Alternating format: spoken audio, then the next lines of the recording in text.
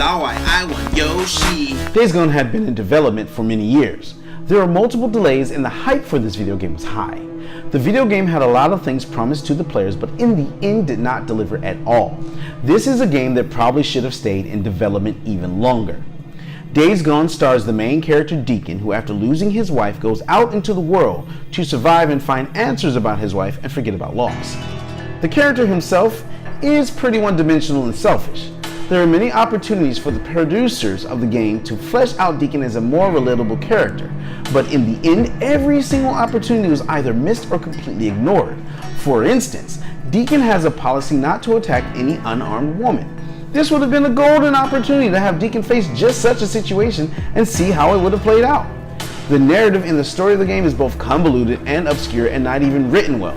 The creators of the game probably were trying to have moments like The Last of Us, but are completely unable to get anywhere near that level of writing. The story is told through pretty bad and uninteresting flashbacks of Deacon and his wife with some atrocious dialogue thrown in there to tickle your gag reflex. So no then? Nope. Okay. Well, thanks anyway. Hey! There are multiple characters that are introduced but that you never really get a chance to see fleshed out and actually care about. There's a character named Booza, which is Deacon's best friend, and their relationship is about the best you can get out of a fleshed out relationship in this video game. Hey, don't take my shotgun. Boozer. All right. Here you go. Thanks, brother. Just feel kind of naked without it.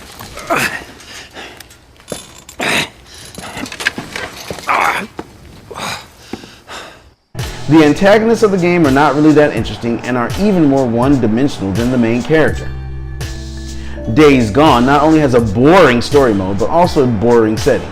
The environment is not only explained not clearly, and there are no story elements to describe where you are or why you are there. You could traverse the entire game and not really be able to tell the difference between one area of Oregon and the next.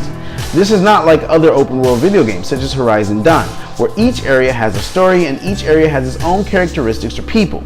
This is yet another lost opportunity that makes the video game even less interesting to play.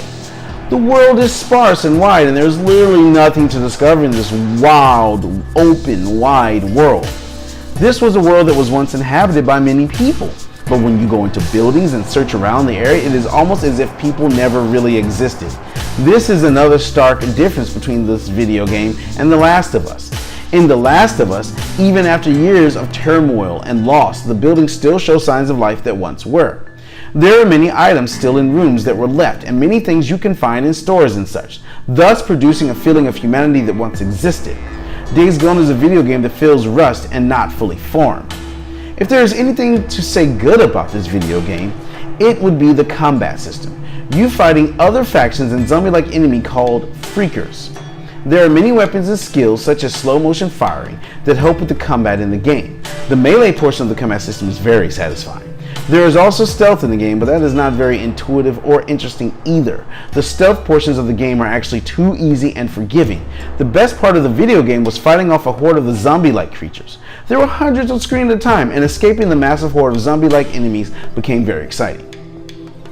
The combat system may be good, but unfortunately, the combat system doesn't help the game become more interesting.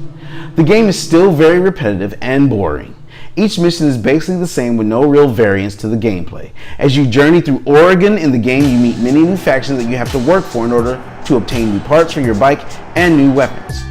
Too much time is still spent on various boring missions like finding gas parts or other small items continuously. Speaking of the motorbike, that part was done very correctly, very well. The game is mostly focused on you and your motorbike. If you want to save the game, you need to be around your motorbike. If you want to get away quickly, you need to be around your motorbike. Your bike is the main partner in the video game. The game focuses on Deacon and his upgrades to his motorcycle. The motorcycle is paramount to not only traversing the land, but also fast travel, saving, and your inventory. The driving mechanics of the game are amazing and done very well, and that is one good thing about this video game. That being said, the motorcycle itself is too sensitive and too weak. It can be damaged really easily and oddly enough can be damaged by running over a zombie. This may be a more realistic take on damage, but why deny the player the satisfaction of using a motorcycle to collide with a zombie and kill it? The other egregious fault of this video game is all of the graphical, computational, and audio errors that should not happen while using a PlayStation Pro.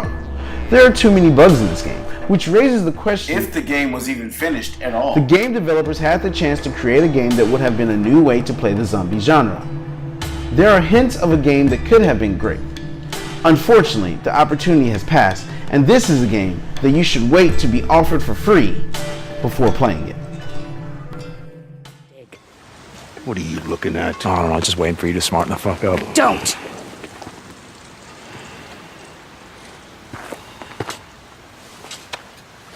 Did you track down